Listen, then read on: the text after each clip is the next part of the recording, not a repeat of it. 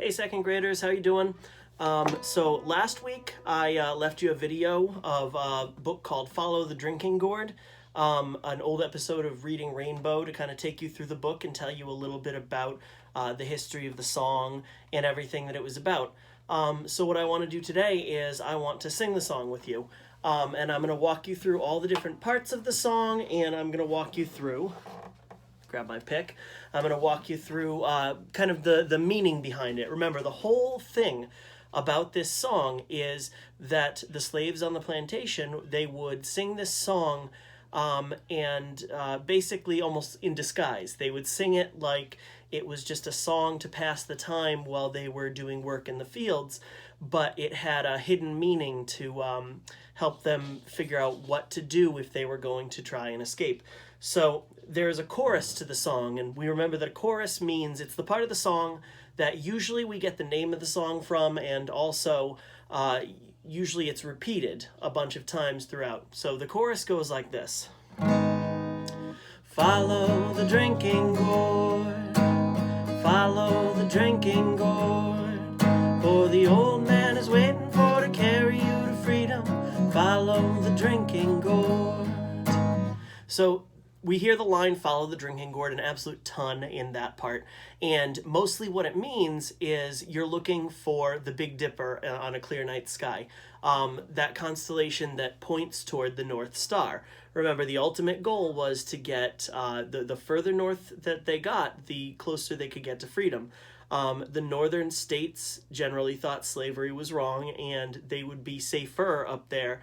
But if they could get to Canada, that was where they really knew that they had made it. So they wanted to go north. If they could find the North Star in the sky and they could travel in that direction, then they'd be in good shape. The only other line in here, and we hear it a lot of other times throughout the song, is, for the old man is waiting for to carry you to freedom. And it's just kind of a reminder that they're following the directions in this song to meet up with Peg-Leg Joe, the person in the story who taught them the song and who was kind of spearheading the whole effort to try and get them to freedom. And they're probably not going to forget about Peg-Leg Joe. When I think of this line, for the old man is waiting for to carry you to freedom, it's more just to give them kind of hope, to remember what they're working for. So verse 1 is going to go like this. When the sun comes back and the first quail calls, follow the drinking gourd, for the old man is waiting for to carry you to freedom. Follow the drinking gourd. So our new line in here says, when the sun comes back and the first quail calls. Everything else is taken from the chorus, and it's mostly done because we wanted them to remember the important parts. This is a song, they weren't given sheet music like you guys usually are. They weren't given a set of lyrics. They had to remember all this. So the more times you sing follow the drinking gourd, follow the North Star, the better you're going to remember it. And then again, that old man is waiting for to carry you to freedom line, just to give them a little bit of hope. Again, the new line here is when the sun comes back and the first quail calls. That's meant to mean spring. That's when the sun starts being out a little bit more, and when you hear the first quail, which is a type of bird, when you hear it start to call. And it's saying this is the safest time of the year to try and make your escape. Summer might be too hot. Winter, fall might get too cold at night when they're going to do a lot of the traveling. This is the best one to do. And then we'd go to the chorus again. And after that, we go to verse 2. And it sounds like this. The riverbank makes a very good road. The dead trees will show you the way. Left foot, peg foot, traveling on. Follow the drinking gourd. A lot of new information in this one. So we start with the riverbank makes a very good road. Okay? And what that kind of means, they talked about how there were two rivers that were kind of important landmarks to help the escaped slaves find their way north. And that was the Ohio River and the Tombigbee River. And they would follow the bank of the Tombigbee River to lead them to the Ohio River. That's where they were going to meet Peg-Leg Joe. And it's a very good road because as long as you stay to that river, you're going to be going in the right direction, towards the right way. It says left foot, peg foot, traveling on. If you remember from the story, Peg Leg Joe would make marks on the different trees, a left foot mark and a peg foot mark, basically just to let them know they were still going in the right direction. Again, it's that kind of idea of offering a little bit of hope. And the dead trees will show you the way I missed, but that's where the left foot and the peg foot markings would be. So watch for the dead trees. They're going to have the markings that say you're on the right path, you're going the right way. Okay? Then we would hit the chorus again. And then we get to the part, it goes, the river ends, well, I'll sing it first. The river ends between two hills, follow the drinking gourd. There's another river on the other side, follow the drinking gourd. This has always been my favorite part because there's an entire verse of the song that revolves around the river ends between two hills, there's another river on the other side.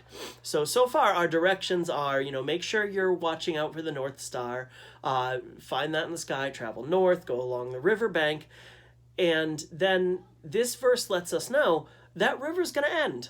Now, if you didn't know that, if you were told just to travel north along the riverbed and all of a sudden that river comes to an end, you're probably going to panic a little bit. So this one right here, the river ends between two hills, there's another river on the other side, is basically just don't panic, don't worry, that river's going to end. There's going to be two hills there. If you just go up and over, you're going to be able to pick up the river again. Then we hit the chorus again, and that's it.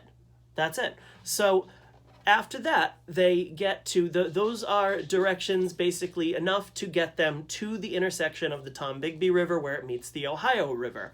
And at that point, they are going to be able to meet up and probably meet up with Peg Leg Joe, and he's going to take them across. And in the story, that's all the song gives us, because after that, they can, they're going to be helped by Peg Leg Joe and by different people who thought slavery was wrong and want to help them get to Canada, help them get to freedom. And they're going to follow the Underground Railroad from that point. If you remember in the story, they would take a lot of precautions. They would be very careful. Even if they knew a house was safe, they would make absolutely sure that it was safe at that moment, that there was nobody in the area who meant them harm or would try and bring them back to the plantations that they escaped from.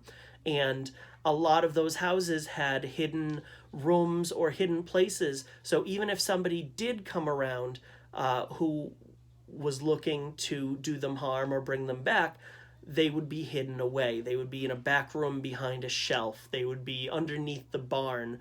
And they, every house they stopped at would give them directions to the next safe house and take them all the way up they crossed right at the Great Lakes, take them all the way up into Canada, okay? So what I'm going to do with you guys is we sang each part, we had to hear each part, and we talked about each part. I'm going to go ahead and sing the song, and you can listen to it and kind of get the melody. The melody doesn't change much from the chorus to the verses, it's just the words. I'm going to post the words underneath this video so that you can kind of follow along and you can sing along with me on this. Again, I wish that we could be together and that we could read this story together, learn this song together, but this is kind of the next big thing, the next best thing.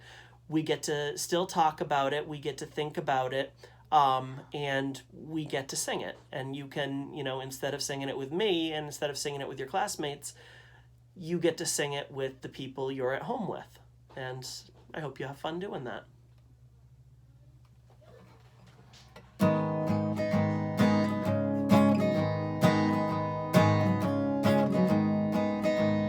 Follow the drinking gourd, Follow the drinking gourd, for the old man is waiting for to carry you to freedom. Follow the drinking gourd. Here's verse 1. When the sun comes back and the first quail calls, follow the drinking gourd, for the old man is waiting for to carry you to freedom. Follow the drinking gourd. Then we go back to the chorus. Follow the drinking gourd, follow the drinking gourd, for the old man is waiting for to carry you to freedom. Follow the drinking gourd. Riverbank makes a very good road. This is verse 2. The riverbank makes a very good road. The dead trees will show you the way. Left foot, peg foot, traveling on. Follow the drinking gourd. Here's the chorus again. Follow the drinking gourd, follow the drinking gourd, for the old man is waiting for to carry you to freedom. Follow the drinking gourd. Here's the river ends between two hills part. The river ends between two hills. Follow the drinking gourd. There's another river on the other side. Follow the drinking gourd. And we do the chorus just one more time. Follow the drinking gourd, follow the drinking gourd, for the old man is waiting for to carry you to freedom. Follow the drinking gourd. So I challenge you guys to try, you might listen to that song the first time, maybe sing along a little bit with me.